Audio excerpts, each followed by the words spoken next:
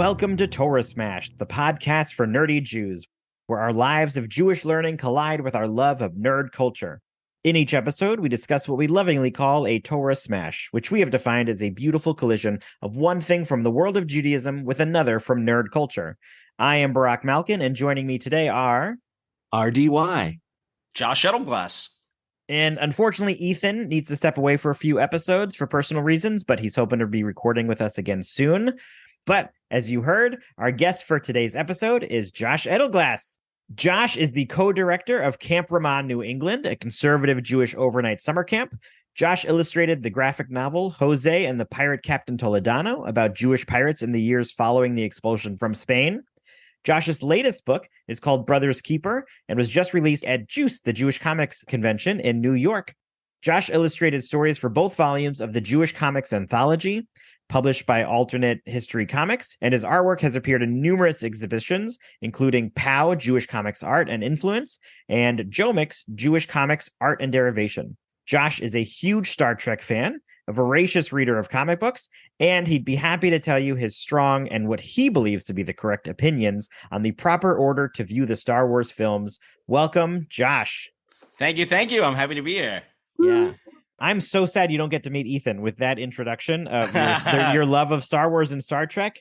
You and he might just connect on the side and just have your own conversation at some point. Not to derail the intended topic of this podcast with my strong opinions about Star Wars, but yeah, no, that's okay. Ethan does it all the time. So you are welcome to fill that role today. Excellent.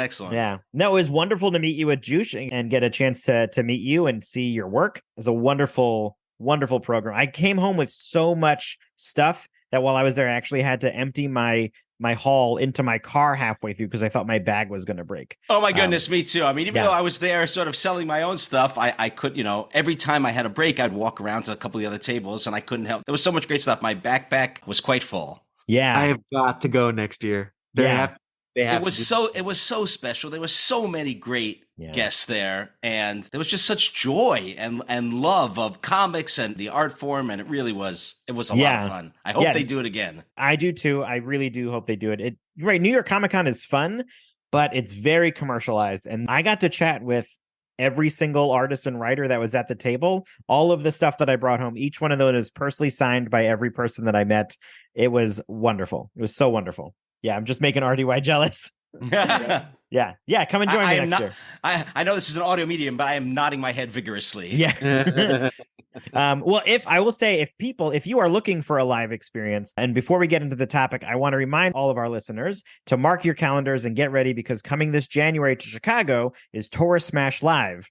Ethan, RDY, and myself are going to be in the same zip code together for the first time ever, and we will be recording a live episode, and we're inviting all of you to join. Saturday, January 13th, 2024 at KAM Isaiah Israel. For more details on the event, go to torahsmash.com/live. Come join us for the nerdiest night in Jewish history. I will definitely not be jealous because I will be there for sure. Okay. I already ordered a ticket. Yeah.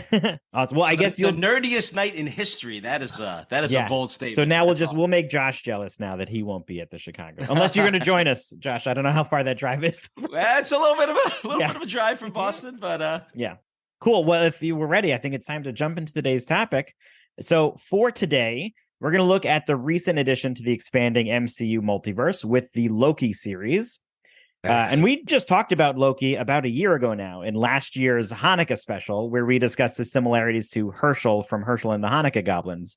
And last week, I was listening to one of my kids' Jewish podcasts where they introduced JewCE, the Jewish trickster. And I was like, oh, maybe there's something there I can do. But I don't think season 2 of Loki ties him so much to a trickster. And so season 2 of Loki just wrapped. And for me, it definitely falls into the category as one of the better shows that Marvel has put out. Agreed. Yeah. It was and the way it ended was so. I was like sitting there teary-eyed, and my wife looked over and went, "I fell asleep. What did I miss?" Oh and no! Loki's got a time. Go back to sleep. Josh, did you enjoy season 2? I loved it. I thought it was great. I mean, right away from the start of season 1, I thought it was a standout show. I thought season 2 was, I would say, for the first 5 episodes, I thought it was very good.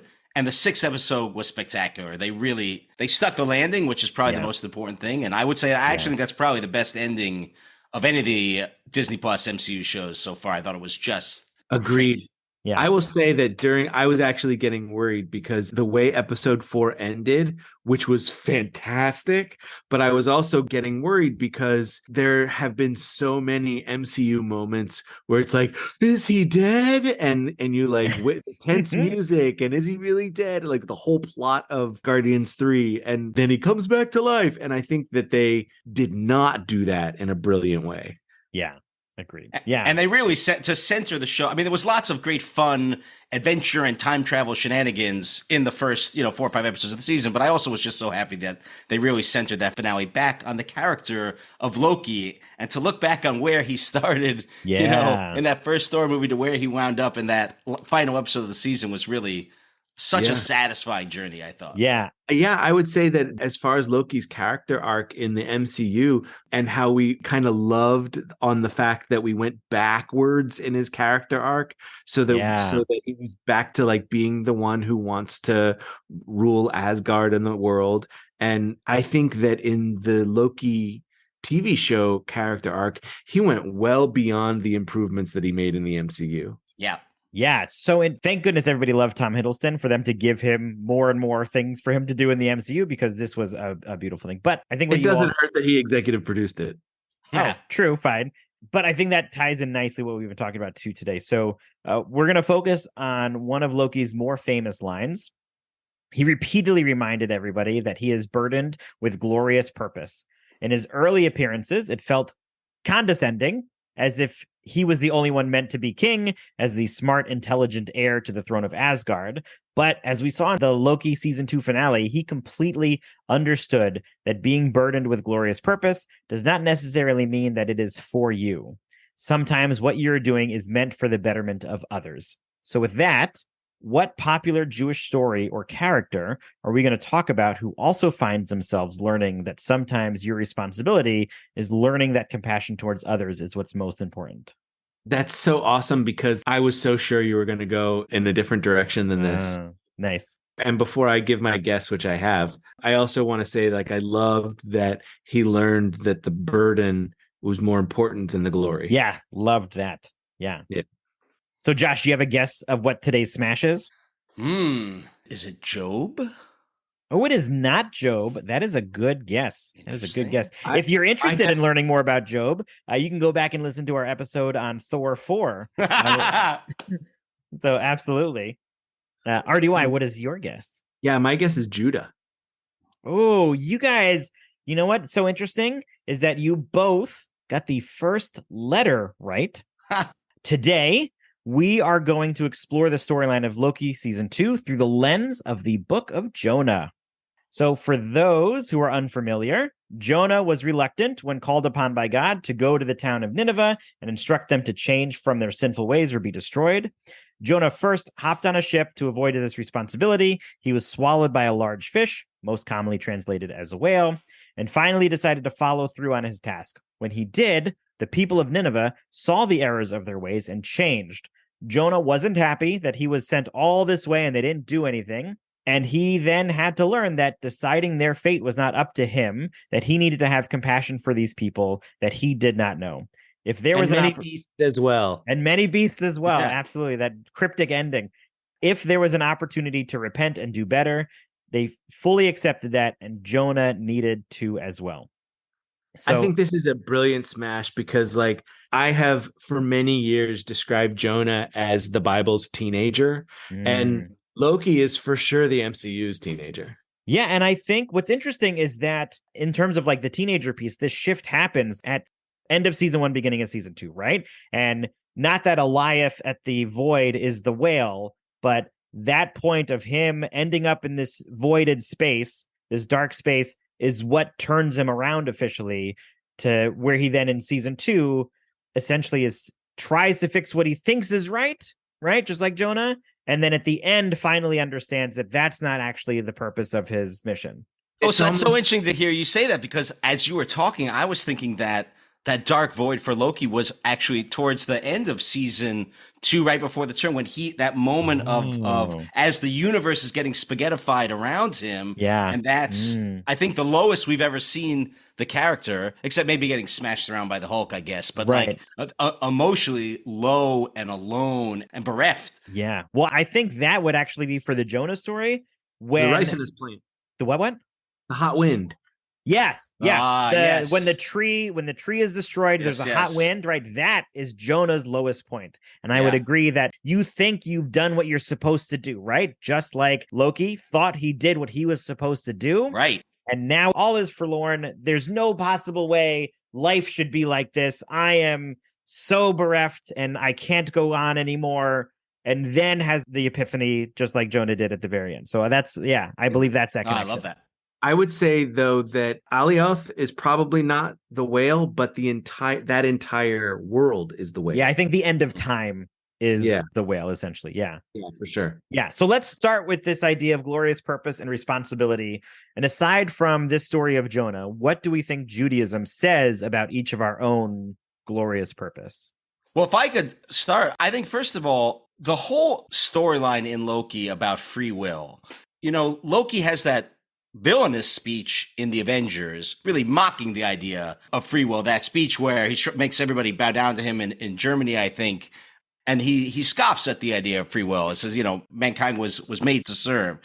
And that he eventually comes around to this idea that free will is the most important thing.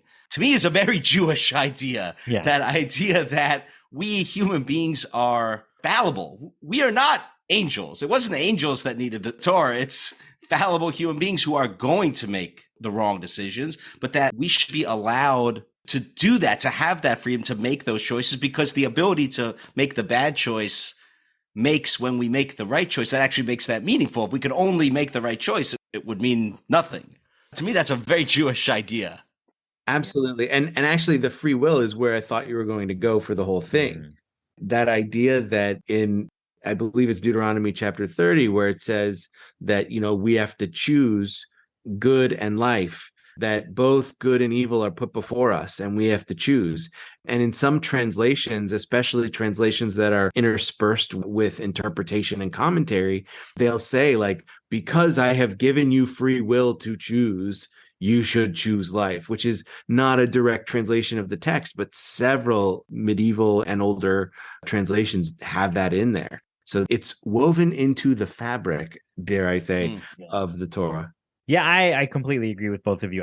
There's so many stories in Torah texts and Talmud that lead us to lifting up life, elevating life, celebrating life. And I think anything you can do around those pieces, I think that's where the Torah says that our glorious purpose is. And the bird, right? Sometimes there's a burden that comes with that. Totally agree with that. And it can be hard to do that, but that's probably when it's most valuable and important. So in Jonah, when he prays to God in the belly of the fish, he talks about his background a little bit.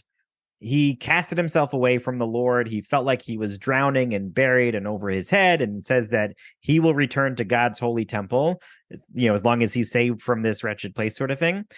And based on Jonah's actions of running when called upon, I think that he was looking for some guidance and some direction. And this moment makes us think that he has fully repented and will follow the ways of God by returning to the temple. But even when he sits, and we talked about this, even when he sits and looks out over Nineveh, he still was looking for them to be punished. Like, he was so much better than them. And I think that through this story, Jonah was searching for some kind of glorious purpose in his own life. And it showed itself in a few forms before realizing that what he thought he wanted was just a small piece of what he actually needed. And I think this happens in the Loki series.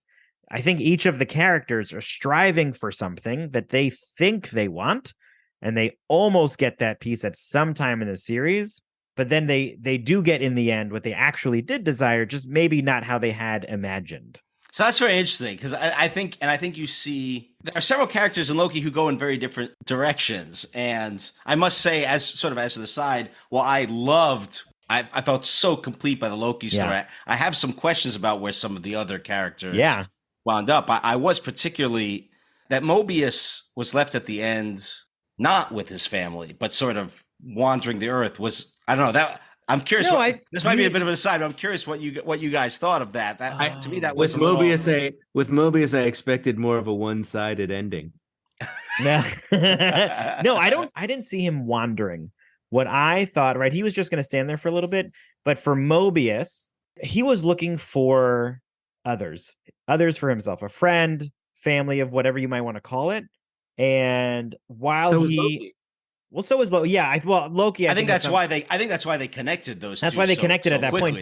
But overall, I think Mobius was looking for that. And so going back to his family, I think his thing was taking the time to appreciate it, whereas he was fearful of leaving the TVA because he was unsure of what was going to happen, but always wanted to do a jet ski, right? To live in that moment. And I think so living in the moment for him isn't necessarily just doing something exciting, but it's just being present. And I think that's what he was doing at the end. So not exactly what he wanted, but waiting and just being there. Right. I like what you're saying about the idea of being present. Yeah, I'm sorry. Go ahead. No, what's fascinating about his obsession with jet skis, or with their gentle whisper to him, that is that they're done alone. A jet ski is a solo. Oh, that's craft. interesting. Yeah. But I don't want to jump to Loki. I'm going to leave him for last. Who else do you want to talk about?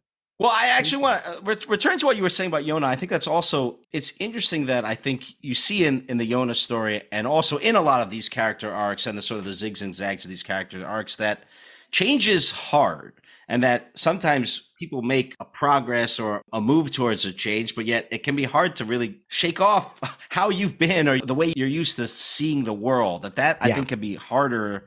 It's not just, sometimes we see it just movies or shows, it's just the snap of a finger and bam, now I'm good or now I'm bad or whatever. Right. And I think you see that in the Jonah story, that even when he is doing the correct thing, he's not an angel at that point, right? He still has horrible. His humanity. Yeah. Jonah is terrible. God says to Jonah to tell the people of Nineveh that they're going to be destroyed unless they repent, and they should do all these things. And Jonah goes, in 3 days, you're all going to die. Right. And then goes away. But it's the king of Nineveh who really interprets Jonah and knows what he means when we're doing bad. It's certain people know it, like Casey in Loki, who not only knew he was doing bad, but knew what he was doing, and actually ended up being relatively static because he just wanted to be shifted into a bank vault. But Jonah is not the greatest of heroes. And he doesn't even end his story as the greatest of heroes. He ends his story being scolded by God. And that, I think, there in this case, Loki has a better character arc than even Jonah. Yeah. Well, for sure. We get that. Jonah ends on the cliffhanger almost of, is he going to make the turn or not make the turn? I think that's what was so satisfying at the end of Loki, is that we get to see him make that turn. Yeah. I think that's satisfying to see. In line with Casey, if we shift and expand that back to just the TVA, what the TVA wanted was, they had started out by saying just to preserve the sacred timeline, but honestly, their job was they wanted the sanctity of the timeline, whatever that looked like. And so this thinking of, no, we need this one preserved. This is what we have to preserve it this way. It's the only way. And then finding out at the end, like, no, there's another way. And we'll still preserve the sanctity of the timeline. And now it's even better this way. That feels like the TVA's glorious purpose shift for me. Casey had my favorite moment as far as writing in the show, when they've got the canoe and they're trying to escape Alcatraz. Casey is the one who says, I'm going to cut you like a fish. And I was like, ah! And Natalie, my wife, was like, what? And I was like, well, in the first season, Loki says, I'm going to gut you like a fish. And Casey goes, what's a fish? Yeah, I think he had that because his memory was wiped, right? And that's why he doesn't know what a fish is for this sort of purpose. Yeah. All he has to eat is key lime pie. Yeah. Sylvie, right? Sylvie's purpose, she just wanted a place on the timeline, right? And throughout, she was going back to that one place that she found and just said, no, you can't take me from here. I have found my place on the timeline. And eventually still gets a place on the timeline, but it might not be what she originally thought it to be. It felt like her place was a part of the TVA until she brought Mobius back. And then maybe she goes back, maybe she wanders, maybe she finds a McDonald's. I think she wanted a home. She didn't have that. That's the thing that she was torn away from. She didn't have a place that was hers. She lived in apocalyptic horrors her whole life, and she wanted something calm and mundane and not exciting. And even when she tried to get that, because everything was going on the TVA, it was still not dull and not exciting. Like she needed that, but only when everything was able to be completed and Loki was able to make the sacrifice was she able to have this life that was calm. Watching the show, I had sort of been rooting for her to wind up. I thought she was going to wind up as part of the TVA, that was going to be her found family of the other people trying to do the good work of whatever that good work wound up being of the TVA's job at the end of the season. But remember, she's also Loki. Yeah. So let's bring into Loki. What would you say Loki wanted back when we first met him? What was Loki's glorious purpose? What is the thing that he wanted the most? He wanted a throne. A throne. He wanted a throne, right? And he thought that he kept going for that. And then when they were in the void with He Who Remains, they're like, no, I don't want the throne. And he thought that was the right decision. Right. But he ends up getting the throne, just not the throne that he thought this is my favorite. This is my favorite. I thought that was so clever. Yeah, I thought that was genius. And they took the gold from all of the broken parts of the end of time which came together for his golden throne. Not nearly as beautiful and pristine as Odin's throne, the one that he wanted. Like, it's still golden, still lifts him up a little bit, but not pretty. It was just for him to be able to sit, and it was built in a way that the threads of time behind him could be branched outward and not squished beneath him. Like, it was a shorter throne, not this tall giant throne. Yeah. His throne was a throne that served the purpose of his burden. Yeah, absolutely. Right. And also I thought it was very clever visually that as he was when he was touching the timelines, they were becoming the Loki green. Mm-hmm. Yeah. I also thought that was interesting in that, like, he was making it his own, right? His end and his purpose was not Odin's throne or, that which is what he had thought that he wanted. But actually it became sort of, I liked how visually it really became, it's made it his own thing. Even the statement he makes, and he says to them at the end of episode 6 that he's going to be the king that they deserve, like, for us all. And he says that at the end of the Thor movie to Odin before he sacrifices himself. It's like, I could have done it, Father, for you, for us all. Totally different purpose, and still on the same vein of he is going to be the king for you, for us all, except at the beginning it was totally self-centered, and now it is totally, as any king should be, for the people and for everybody else and not for himself. And I thought that's really interesting. I didn't make the connection of that Thor line, but I was thinking back to, I think it's the start of the third Thor. I think it's the start of Ragnarok when we see that he's been impersonating the play. Odin. And we see, well, first of all, I love the play. What a great scene. But you see that's the selfish Loki version of being a king, where it's all about him and self-aggrandizement and just getting the throne. Exactly. And again, actually, he doesn't want to be a king. He wants to remind us that he's a god. And he says it throughout his roles in the MCU, throughout both seasons of Loki. He's reminding us that he's a god. And at the very end, when Sylvie drops Mobius off at Dawn's house, there's a moment where, he says he misses Loki, and she says, I miss him too. And there's this, like, he's not here. And where I think they almost missed it, but then they went back to it. I thought they were going to miss the moment of he is here. We just don't see him anymore. And instead of saying it, they showed it when they closed in on Loki once again. Yeah. And you saw that he wasn't crying. He didn't have the cheesy tear coming out of his eye, but it was behind his eyes. I mean, brilliant moment, just holding on his face as he, as a former actor, I really appreciate the talent that Tom Hiddleston displays here, where you just see in his eyes, he is there. And I think the same is true about our God, that very often we'll say, God's not here. I don't see God. I don't know where God is, but God is here with us. And it's when we don't necessarily feel God's presence that maybe God is closer than we think. Like that. Do we think there's we've talked about the Loki characters throughout the show and their misinterpreted purposes, or where they actually wanted to be. Do you think there are any biblical characters who think their life will go one way but achieve something different yet slightly similar? Joseph? I was going to say King Shaul. Wow. Say more. Well, I've always been fascinated with Shaul, and I must say I have a lot of empathy for Shaul, who I think is not depicted so heroically, particularly towards the end of his life by the biblical text. You know, here's For somebody who Jason, Shaul is Saul. here's somebody who basically gets picked by Shmuel, by Samuel, and it gets told, okay, congrats, you're the savior. You're going to be the new king of Israel. You're going to unite the tribes. You're going to defeat our enemies. And he does a lot of that and then really loses his way and gets himself into a lot of trouble. I think some of those things were troubles not of his own making. And I think some of those things were troubles very much of his own making. I think you see in those stories of Shaul getting too big for his britches and a little too arrogant and feeling that he can supplant Shmuel and he can make the sacrifices and those sorts of things. On the other hand, I have a lot of empathy for him trapped in that situation. But anyway, he was the first one who popped into my head when you asked that question. He was certainly burdened with glorious purpose. And I mean, Saul is such a great character. One of the things that I think Saul kind of relates to Loki is that when Loki is in the TVA, he has no powers. And Saul has this moment where Ruach Elohim, the Spirit of God, leaves him. Ruach Elohim is the thing that gives all of the super biblical characters their power. And when it leaves him, he's powerless. So he's like Loki with no magic powers in that moment. Right. And I think you see he's Loki almost without the happy ending. He doesn't get the turn into redemption. Right. He gets spaghetti on a mountaintop, right? to steal your word. Nice. That's good stuff.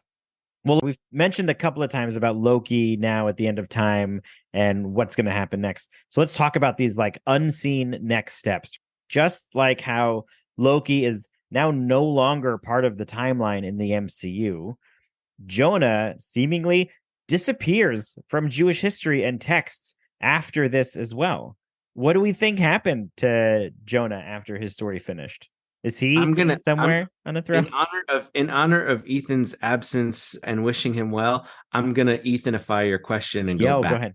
There is a midrash, because in addition to not knowing what happens to Jonah after his story, we don't know anything about Jonah before his story. And there is a midrash that says Jonah is the child of the famous Shunammite woman from the Book of Kings, who Elijah visits and who Elisha visits. And they may be two different women. But when Elisha is visiting the Shunammite woman regularly, he's there so often that she convinces her husband to build a little, guest room above their home. And there is a little bit of a, in my more mature Torah studies, there is a little bit of an implied bounce chicka wow wow about this. And so in saying that Jonah is the child of the Shunammite woman, perhaps there's also an implication that he's Elisha and the Shunammite woman's child. So born of one of the greatest superheroes in the Bible, the prophet Elisha. Oh. So that's fascinating to me. I love that. That is a 180-degree pivot from how I've always seen Jonah, which is totally the everyman, right? He's not the granddaughter of Emperor Palpatine, to mix my my franchises, but no, that the whole point is that he's just a normal, fallible human being who I think responds not in the heroic way as we've discussed, but in a very flawed, selfish, human sort of way. Yeah, it may be precisely because the rabbis did not want him to be an everyman that he made him that kind of origin in the Midrash. But it's interesting to me, like the idea that he has that heritage, it puts a different spin on the character. It colors what we see he do, I think, differently. If he's Elisha's child. That's like a Hercules origin, right? Like this half human, half God situation, and doesn't know it for a while. Well, Hercules, I think, knows it. There's other characters that do that, where they have this mixed in the MCU. He's part frost giant, right? Well, Loki is part frost giant, but Star-Lord, Peter Quill, right? He grows up on Earth and is son of a god, but doesn't know he's son of this big giant planet god situation, and doesn't know that. And yet that becomes part of his story in the end. Right. And so part of me thinks that there is some other section. If he is born of, now that we have this origin, right? Not what I was thinking. If he was born of this prophet and is half human, half prophet, and then after learning this lesson, which it feels like he learned a little bit towards the end, right? Of learning to appreciate life of humans and many beasts as well. that could be his turning point, and maybe there's some sort of like elevation that happens within him where then he goes, right? He had said to him, I'll return to the Holy Temple after this, right? Maybe he does. Maybe he does return to some holy temple of some sort, whatever that might mean in the Torah, and that we don't see his workings behind the scene. He is this person that is in hiding and he keeps away. He's got a little bit of this self-serving piece. So if there's this big epiphany like Loki, maybe there is something like a Loki ending for Jonah where we don't know he has gone off to help serve God in another way that has benefited the rest of the stories within the Jewish people. But that he, as this person who has understood now this message of lifting up and elevating life, that he is somewhere doing that on the background. That'd be nice. I'd read that. I'd read that. I'm very much of two minds of this question because I love what you just said.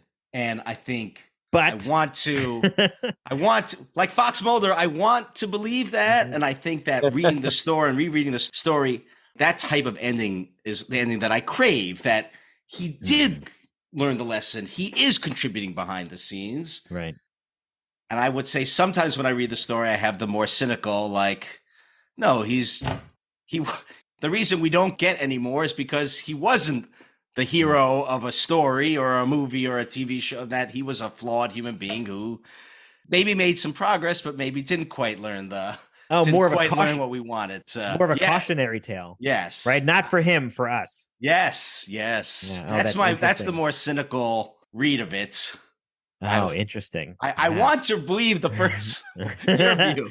I like that. That's more, you want to believe he went through this turmoil and to believe that it was for a purpose. And he did. I want to believe that any one of us, any flawed human being, that we also could make the heroic. You watch Loki and any of these adventures, you want to believe that you could be the hero and you could make that sacrificial choice. And many, many human beings can, and some cannot. If we take the Loki from Endgame, right? He's killed at the beginning of Infinity War. He's killed at the beginning of Infinity War. Yeah. Right? Really?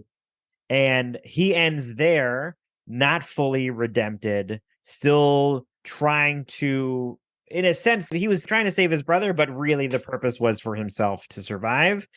That's the tale that everybody in the MCU is getting. That's where his story ends for them. And only because we have this outside viewpoint, we know that his story continued because of this branch off of the timeline.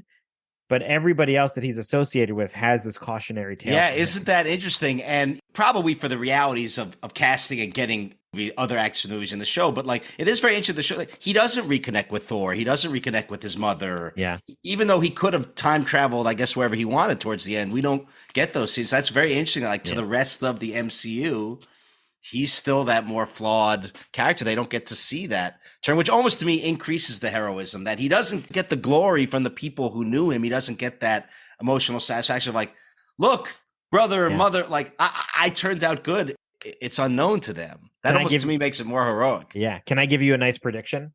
Is that I've seen, it just popped in my head now, but I've seen other people say that they think in some future Thor movie, now that we're facing Kang and the variants of Kang, that Thor will find his way through the end of time and discover Loki on the chair, whatever that piece looks like. That's nice.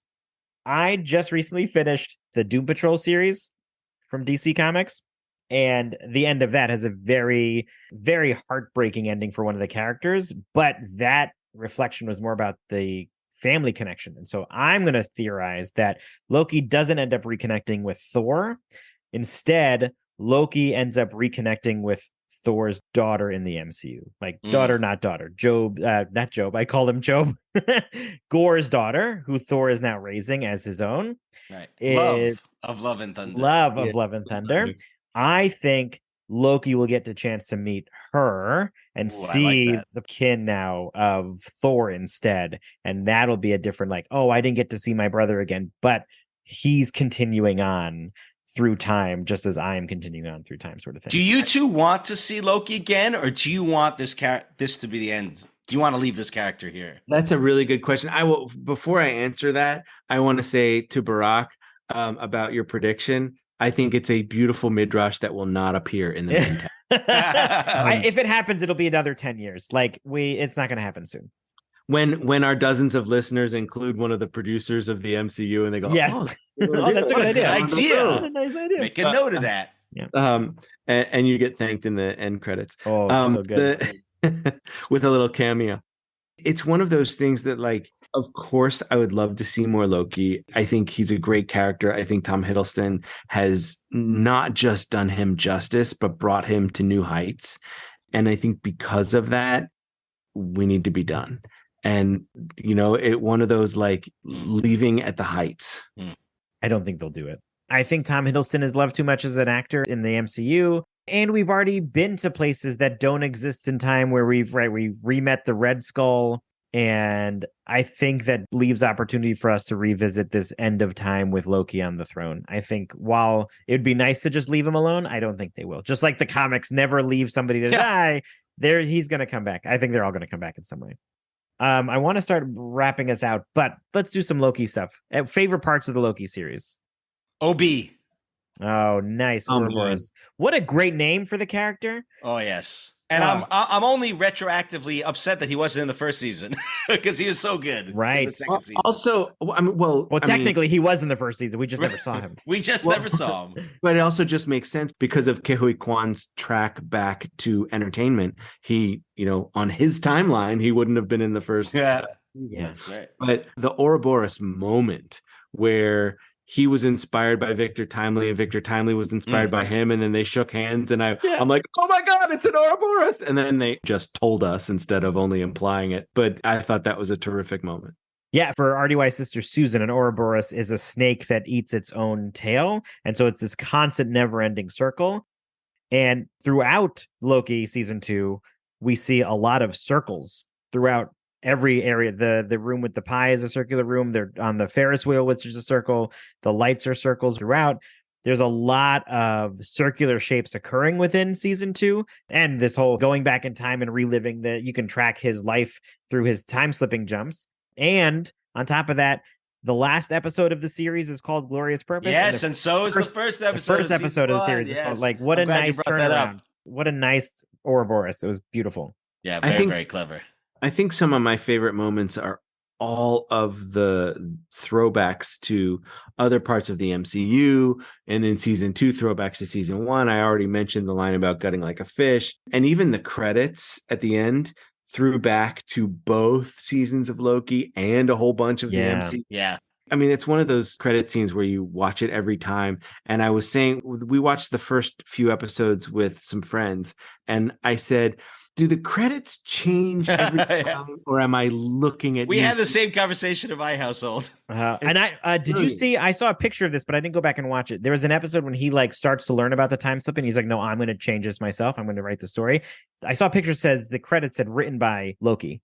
Like that. Oh, that's that's awesome. I don't know if it's true. I'm stating this on the record without actually having. Let it be true. That sounds very cool. Yeah. One thing I did notice in that they were very good with their continuity is that the first time you see Victor Timely preparing to go put the suit on and go out to try and fix the time loom. Loki fizzled for a second, like he was going to time slip. And I was like, did you see that? And I didn't see that. And Natalie was looking at her phone and didn't. But I thought I had seen him go blah, blah, blah, blah, like he does. So good. And I do want to go back and see if I'm right. I love time travel stuff, and they did this beautifully. And the writing, I think they absolutely had a lot of this stuff planned from the get-go. Like, for instance, mentioned in season 1 was Loki's greatest fear. Do you guys remember what Loki's greatest fear was mentioned in season 1? Is it being alone? It is being alone, right? And so this burden of him that he has taken on, like, yes, it looks like he has a connection to the timeline, and he smiles because he knows that Mobius is taking his time and is where he's happy. But he's sitting on that throne by himself. Alone. Oh, yeah. Right? Forever. Like, what a burden of glorious purpose. Yeah, absolutely. I have one more question that I haven't figured out. I don't know if you guys know. What does the key lime pie mean? Well, it's a green pie. Like, what other green pies are there? You think it's just green? They could have, I don't know, avocado toast? But if that sits in a machine, it becomes brown. I guess. Not yet ripe bananas.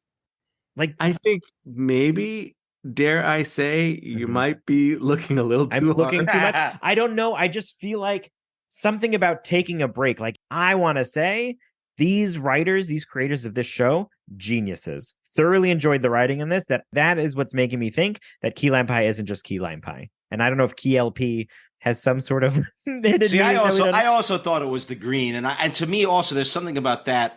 What did they call the room where the pies were in? It was Break the room? cafeteria. There was a more retro, fancy, funky name for it. But that room with all the little pies behind that had such a retro feel. Like, to me, that encapsulated, and the design of the TVA I thought was brilliant. And by the way, can we also just pause to say, as a comic nerd, that the TVA appeared on screen in a Marvel television show just filled me with joy and happiness. But to me, that room was so iconic of that sort of retro, 1950s sort of future, like retro futuristic design. Yeah. I like that a lot. So what key lime pie, in addition to being green, it is a little bit wibbly wobbly, timey wimey. And very good. But also, there's something fun hearing Owen Wilson again and again say key lime pie. Oh. You think that's I can't I want to believe that there's something a little more to the key lime pie. We've heaped a lot of praise on Tom Hiddleston. We need to heap more praise on Owen Wilson and just how glorious his performance. Oh my God, I was in the show. Oh boy. I give him 5 wows. So good. I think maybe you're looking too hard for a lock to that key. I'm gonna keep looking. I hope that the Kang Wars tells us what the key lime pie is. Well, we know Kang really likes hot chocolate, but maybe I don't know. Did he also like key lime pie? Do you think if Kang built the TVA, right? God, is there's got to be some maybe. If not, I hope there's some superhero chef person that they are collecting all of these foods for, of the key lime pie, of the hot chocolate, of the shawarma. Yeah. Like, I hope that over time we are collecting just foods for some purpose. Oh my gosh. Is there a Funko bobblehead of Loki and Mobius just eating key lime pie together? Oh, so good. Is there a Kang variant who invented key lime pie, perhaps? Right. When you and Ethan come to Chicago for our live show, I will serve you shawarma and key lime pie. Oh, it'd be so good. We should put that out for the show. Absolutely. Anything else anybody wants to mention about Loki season 2? Just one last thought about the OB, the Ouroboros of it all. When I was thinking about this podcast and wondering what topics y'all were going to talk about, I was thinking about the cyclic nature of the show. And that really got me thinking. First of all, working at a summer camp, we operate on a cycle. So my life is very much based on a cycle. And it was also interesting to think about all the other cycles in Judaism and the cycles of, Kriyat Torah and starting over. We end and then we immediately start again on Simchat Torah.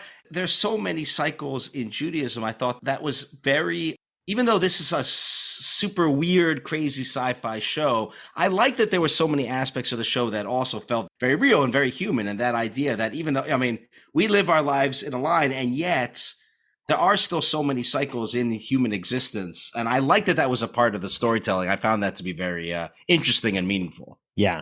Same. That was great. Yeah, great. Absolutely. So to close this out, I want to remind us that we each can discover our purpose. It may be filled with glory and it may be filled with burden, but I think Loki and Jonah teach us that it's the people that are around us that give us that purpose. So gather your friends under the nearest tree for some key lime pie and find the version of you that you want to be, for you, for us all, and for all time, always. Yeah. Amen. Wow. Amen. Wow. Before we end the episode, Josh, any shout outs or plugs that you'd like to do in perpetuity? Sure. Let me give a plug to the new comic that you mentioned at the beginning that Arnon Shore wrote and that I illustrated. It's called Brother's Keeper. It's available on both of our website. My website is joshuaedelglass.com. It's a true story based on Arnon's grandfather's experiences in the 1948 War for Independence, the battle at Kibbutz Ramat Rachel. And it just it's been in the world for like 5-6 days right now. We premiered it at the Jewish Comics Convention over the weekend.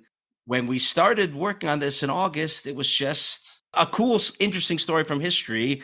It's been surreal and painful, and I still haven't quite wrapped my head around the reality that, I was drawing a story of an attack on a kibbutz in 1948 as these things were happening in real life. The story is a hopeful, optimistic story, and Arnon and I are very proud of it and very happy that it's out in the world, and we'd love people to read it. Absolutely. Do you want to shout out the camp? Yes, of course. Camp Ramah, New England, an incredible Jewish summer camp located in Palmer, Massachusetts. We're a conservative overnight Jewish summer camp. There's lots of amazing summer camps out there. I'm a big believer in summer camp and the transformative power of summer camp, and particularly Jewish summer camp. And obviously, I'm not exactly an unbiased opinion, but I think Ramah, New England is the best one out there. And I'm very, very lucky that I still get to spend my summers at Machane Ramah, New England. One of my best friends, Molly Monk, grew up in the Ramah system, and she has nothing but wonderful memories from her time at summer camp. The best part of my job is going around and getting to talk to kids, teenagers, adults, grandparents who've had a Ramah connection, and I just hear story after story after story about how people's lives were changed, the Jewish connection they found at Ramah, the incredible lifelong friends they found at Ramah, and getting to live that every summer is just joyous. Nice. And I want to take a page out of Rabbi Elisa Capel was a guest last year, but take a page out of her book where she essentially just said, and just send your kids to Jewish summer camp. Like if you're not in the Camp Ramah area, look up your local Jewish summer camp and send your kids. I think it's overall just a wonderful experience wherever you end up sending. But if you're in the Camp Ramah area, go ahead, knock your socks off. And there's 9 Ramah overnight camps, so there's no area that's not in a Ramah area. Awesome. And if it were not for Jewish summer camp, I would not be doing what I do today. So thank you, Jewish summer camp. Before I do our outro, I also want to acknowledge this will be the last episode of 2023. So this comes out just after Hanukkah ends. So I hope you all had a wonderful Hanukkah.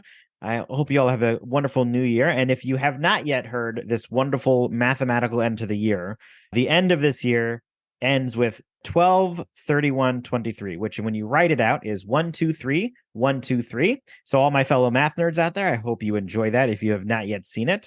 But I hope everybody has a wonderful new year according to the Gregorian calendar, and a wonderful year of peace and love ahead. Yeah. Amen, Selah. Yeah. So that'll do it for this episode of Torah Smash. Our fiscal sponsor is Jewish Creativity International. Our theme music was created by Sean Fogel. You can check out Sean's bands and studio work at www.thesleepywest.com. If you enjoyed today's episode, be sure to rate and review us wherever you listen. It helps others find us and is an excellent way to support the podcast. We want to hear from you and continue today's nerdy discussion. Go to torahsmash.com to find where to connect with us online, purchase swag from our store, support us with a donation, find previous episodes, and more. And what is the TVA's favorite Hamantaschen flavor? Prune.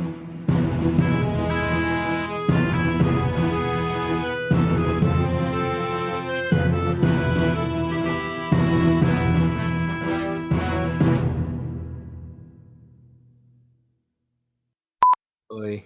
Yeah, you were thinking key lime pie. You were thinking lime. Rude. I love it. Yeah. I love it. I just downloaded Brother's Keeper onto my Kindle. Oh, yay. Oh, nice. Well, you won't be able to get that signed.